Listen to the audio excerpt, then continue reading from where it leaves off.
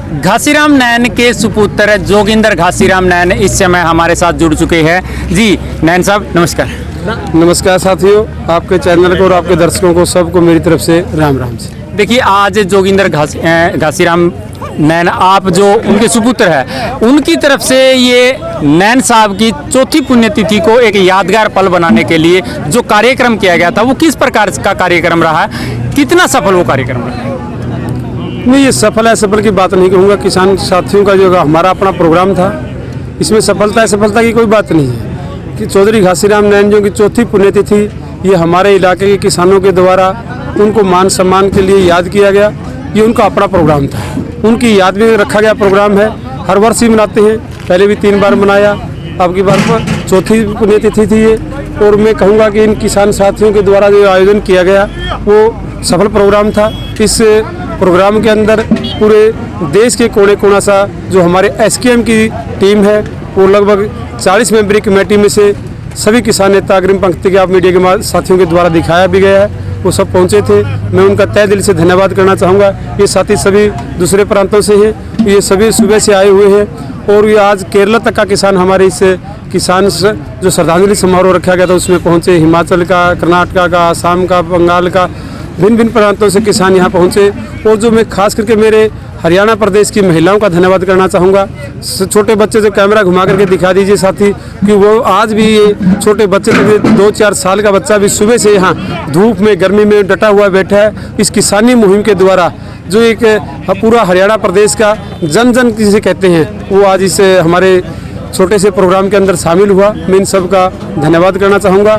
और ये जो चौधरी साहब के द्वारा भारतीय किसान यूनियन के नाम का जो किसान पौधा लगाया गया था, जो सरकार के द्वारा अत्याचार किए जा रहे थे आज से नहीं कई वर्षों पहले 74-75 के अंदर भी जो एक सरकार के द्वारा कानून बनाया गया था कि जबरन किसानों के अंदर जो मकानों के अंदर गेहूँ रखी हुई है उनके ऊपर दबिश डाली जाए, उनसे जबरन गेहूँ खरीदी जाए। किसान की मर्जी होती है कि वो बेचे ना बेचे, खुद की फसल है उसकी, लेकिन फिर भी सरकार के द्वारा हमारे हरियाणा प्रदेश के किसानों से जबरन 74-75 के अंदर सरकारी रेट कम था और बाहर का रेट ज़्यादा था। उस वजह से किसानों के ऊपर दबिश दी जाती थी कि आप 10 क्विंटल तो आपको देनी ही देनी पड़ेगी। परिवार चौधरी साहब एक मध्यवर्गीय किसान परिवार से थे, उनको अच्छी ज़मीन जायदाद होने की वजह से उनके ऊपर भी है BDO SDM के द्वारा, उस समय के तत्कालीन तहसीलदार के द्वारा कई बार दबाव डाला गया कि आप 10 बोरी तो कम से कम दीजिए ही। इसी तरह से उन्होंने किसानी आंदोलन के अंदर लगातार जो मुहिम जारी रखी।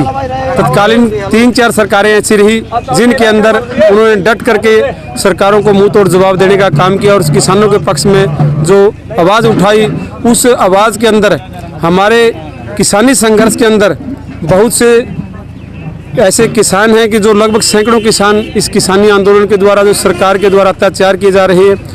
1987 के अंदर हमारा महावीर सिंह फ्रंटिया बिल्कुल राजस्थान का लोहारूगढ़ क्षेत्र के साथ लगता हुआ हमारा गांव है, वहां से किसान शहीद हुआ। 7 जनवरी 1992 के अंदर हमारे करनाल के अंदर निसिंग जो अपने बिजली के बिलों को लेकर के एक किसानों के द्वारा रैली रखी गई थी, वहाँ उस रैली के अंदर ही सरकार के द्वारा भी अनाज मंडी के अंदर पहले रैली रखी गई तत्कालीन प्रधानमंत्री मुख्यमंत्री भजनलाल जी के द्वारा। लेकिन किसानों ने डट करके उस रैली का किसान यूनियन का समर्थन किया और उसको पूर्व मुख्यमंत्री को वहां से पुलिस की कमांडर जीप के अंदर पुलिस की वर्दी में एक मुख्यमंत्री को दीवार तोड़ करके भागने पर मजबूर किया।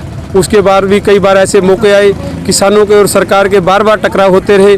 टोहाना के अंदर बात करें जो बिजली के रेट के बाद जो हमारी MSP की फसल खरीद की बात थी, 380 का मोटी धान का रेट था और टोहाना के अंदर 320 और 310 के ऊपर सरकार या दूसरे आड़ती उसको लूट रहे थे। उसको लेकर के टोहाना के अंदर आंदोलन हुआ 1994 के अंदर।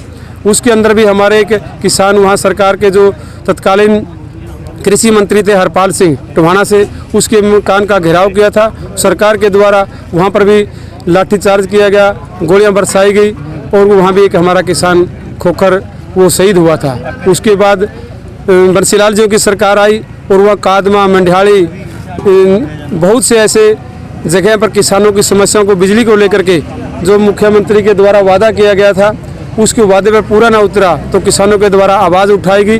वहाँ पर भी 90 दिन तक लगातार रेलवे लाइन को जाम रखा गया था। वहाँ पर भी हमारे 22 किसान एक आंदोलन के अंदर शहीद हुए थे। उसके बाद जो मुख्यमंत्री ओम प्रकाश चौटाला वो आए, उन्होंने कहा था, किसानों से वादा किया था कि ना मीटर रहेगा ना मीटर रीडर रहेगा, आप लोगों को बिजली के बिल माफ़ किए जाएंगे। लेकिन किसानों के द्वारा सत्ता हथियाने के बाद उन्होंने भी वही किया जो पूर्व के मुख्यमंत्री करते हैं, आज का मुख्यमंत्री कर रहा है। उन्होंने भी सत्ता में आने के बाद क्या किया कि आप लोग बिजली के बिल भरें, वरना तो नो ड्यूज लगा दिया गया। बच्चे का एडमिशन स्कूल में नहीं हो सकता था, नौकरी की तो बात दूर है।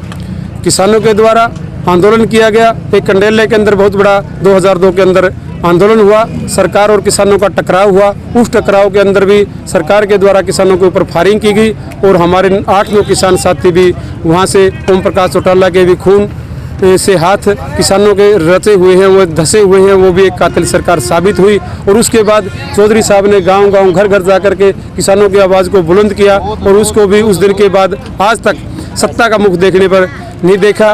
ये किसान के द्वारा जो जिन सरकारों ने भी टक्कर ली, उन सरकारों को आज तक दोबारा किसान हरियाणा के अंदर जिस सरकार ने किसान के ऊपर लाठीचार्ज किया, किसान के ऊपर अत्याचार किया, दोबारा सत्ता का मुख नहीं देख पाई।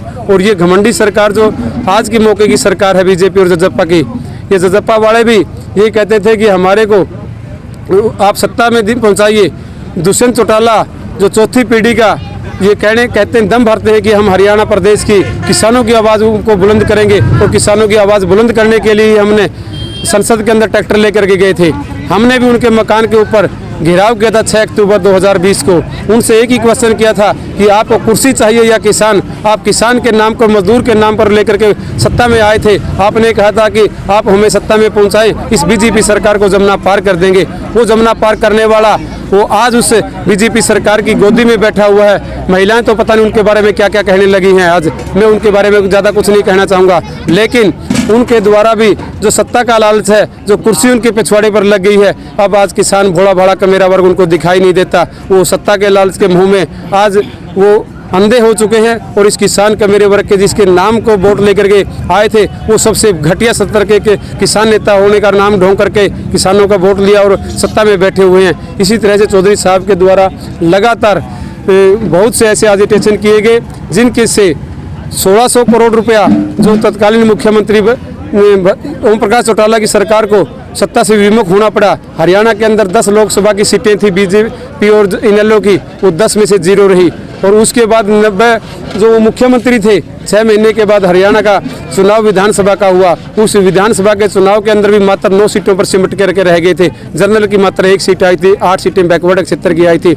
उसके बाद वो सत्ता में 15 साल से नोचने के लिए घर घर घूम रहे हैं। जेल से आने के बाद भी एक उनका पुत्र आज भी सत्ता के मुंह में इतना धंसा हुआ है कि वो घर घर गांव-गांव फिरता है। वो पैरोल पर आने के बाद भी नहीं डरता और वो कहता है कि हमने किसानों को, जो कंडेला के अंदर 8 किसान 9 किसान शहीद हुए थे, वो किसान नहीं मानता।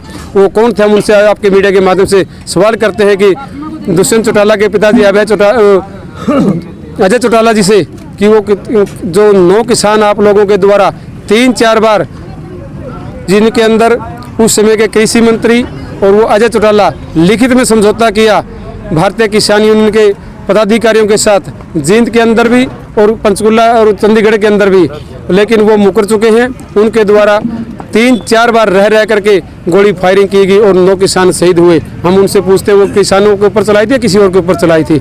आपने यहाँ पर महिलाओं का जिक्र किया, लेकिन महिलाएं तमाम जो महिला किसान है, किसान नेता है, वो ये बातें कहती हुई दिखाई देती है कि संयुक्त किसान मोर्चा एक बार हमें आदेश दे दे। संयुक्त किसान मोर्चा इस तरफ किसी भी प्रकार का ध्यान नहीं दे रहा है। या तो वो उनके भाषण पर आरोप लगाए या फिर उनको एक प्रकार से छूट दे दी जाए। नहीं, मैं ये कहना चाहूँगा कि मेरी मातृशक्ति का मैं लगातार इस किसानी आंदोलन को, खासकर जींद जिला बद्दोवा टोल प्लाजा, माये खटका टोल प्लाजा, माये टोल प्लाजा और जो जी हिसार के जितने हमारे टोल प्लाजा हैं रोहतक के अंदर हैं, इन जिलों के अंदर जो मेरी मातृशक्ति के द्वारा आज भी आप लोगों के द्वारा दिखाया गया कि पुरुषों के मुकाबले नहीं, मैं तो यहाँ तक कहूँगा कि पुरुषों से ज़्यादा संख्या में महिलाएं आई हुई थी। और जो उनके अंदर हौसला, उनके अंदर जो जज्बा है, वो किसानी का काम जुनून है उनके अंदर, जो वो कहते हैं कि आप लोगों ने कहा कि हमारे को छूट दी जाए, लेकिन हम कोई ऐसा कार्य नहीं करना चाहते कि हमारे किसान आंदोलन के अंदर जो लगातार 10 महीने से हम शांतिमय तरीके से चलाए जा रहे हैं, मैं उनकी हिम्मत को दाद देता हूं। चाहे वो हरियाणा के अंदर लगातार हरियाणा की भाजपा और जसपा सरकार को 7 बार जो नाक रगड़वाई है वो मेरी मातृशक्ति के द्वारा ही रगड़वाई गई है। चाहे बात करें हम घरोवर की बात करें, हिसार की यूनिवर्सिटी की बात करें, सरसा यूनिवर्सिटी की बात करें, टोहाना थाना का 4 दिन का जो घेराव था उसकी बात करें, और जो यहाँ जींद में दुष्यंत चौटाला ललकार करके आया था कि मैं डेट रख करके आ रहा हूँ, उसको मेरी मातृशक्ति के द्वारा पुलिस के साथियों को बाजू पकड़ के नीचे उतार दिया गया था। और बात करें ताज़ी कि करनाल के अंदर जो हमारा एक भाई काजल शहीद हुआ है, उसको लेकर के भी जो जींद बदवा टोल प्लाजा और जो खटखट टोल प्लाजा से हमारे सभी ज़्यादातर महिलाएं वहाँ लाखों की संख्या में किसान पहुँचा था। ट्रैक्टरों के ऊपर, ट्रालियों के ऊपर, स्टेज के ऊपर हमारी नौजवान युवा लड़कियों के द्वारा जो ललकार दी गई, उनसे के भय से जो 8-9 बैरिकेड लगाए गए थे, अनाज मंडी से लेकर के सेक्रेटेरिएट तक मातृशक्ति अगली पंक्ति में होकर के सेक्रेटेरिएट पहुंची, उनके द्वारा सारे बैरिकेड तोड़े गए। उनकी हिम्मत को मैं दाद देता हूं। उन्हीं की वजह से मैं कहना चाहूँगा कि ये हमारा किसानी आंदोलन है जो लगातार बढ़ा हुआ है। जो भी कोई आंदोलन होता है या युद्ध होता है, वो युद्ध जो सैनिक तब तक अपने बॉर्डरों पर डटा रह सकता है जब तक उसकी रसद सामग्री और उसका सामग्री जो युद्ध के अंदर हथियार चाहिए या हमारे आंदोलन के अंदर जो सामग्री चाहिए वो पहुंचती रहेगी, तब तक हम आंदोलन में जीतते रहेंगे। मेरी मातृशक्ति के द्वारा घर घर से, गांव-गांव से जो दूध, चाय, लकड़ी, लस्सी और जो सूखा लकड़ बॉर्डरों के ऊपर पहुंचाया जा रहा है, उन्हीं की वजह से हम आज बॉर्डरों के ऊपर डटे हुए हैं। और वो मातृशक्ति सभी बॉर्डरों के ऊपर, सभी टोल प्लाजाओं के ऊपर हज़ारों की संख्या में बैठी हुई है। वो घर का काम भी करती है, बच्चों को नहलाने धुलाने और सुखोल पहुँचाने का भी काम करती है। हरियाणा के अंदर तो ये कहूँगा कि वो पशुपालन के अंदर सबसे 80% ज़्यादातर महिलाएँ ही काम करती हैं, वो काम भी करती हैं और खेती के काम में भी हाथ बटाती हैं। और सर्दियों के अंदर जो गेहूं बिजाने के बाद उन्होंने यहाँ तक कह दिया था कि हम यूरिया भी डालेंगे और सप्री टंकी अपने पीठ पर डाल करके जो मंडूसी का सपरा वो भी आप करेंगे। आप तब तक बॉर्डरों के ऊपर डटे रहना जब तक ये हमारे 3 कृषि काले कानून वापस नहीं होंगे और MSP फसल खरीद गारंटी का कानून लागू नहीं होगा। उन मेरी मातृशक्ति का, नौजवान युवा साथियों का, मेरे हरियाणा प्रदेश के नौजवान युवा साथियों के द्वारा टिकरी बॉर्डर को टिकरी धाम के नाम से प्रसिद्ध कर दिया कि हरियाणा के अंदर जो एक हमारी परंपरा है, सदियों से चली आ रही है कि हम हरिद्वार से कावड़ लेकर के आते थे और अपने गांव के मंदिर के अंदर उस कावड़ को चढ़ाया जाता, जल को चढ़ाया जाता था। और आज पहली बार ऐसा हुआ कि हमारे हरियाणा प्रदेश का नौजवान युवा साथी अपने गांव से अपने खेत की मिट्टी और अपने खेत का ट्यूबवेल का जल लेकर के टिकरी बॉर्डर पर जो हमारे 700 के लगभग हमारे किसान शहीद हो गए हैं, उनकी याद में वहाँ पर मिट्टी और जल पहुँचाया।